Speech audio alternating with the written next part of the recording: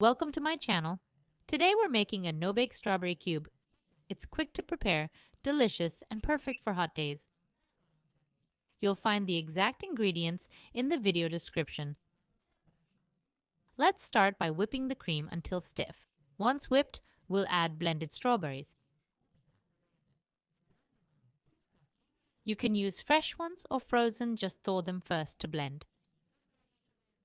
Add 2 jellies dissolved in 400 milliliters of boiling water. The jellies are liquid but cooled, and our mixture is now ready. Prepare a 20 by 30 centimeters tray. Line it with biscuits soaked in milk.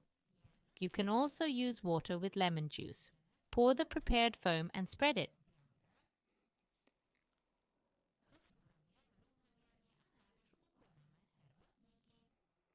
Top with biscuits, chill in the fridge before serving. Dust with powdered sugar. It's ready, simple, delicious. Full recipe in video description and on the blog. Bye.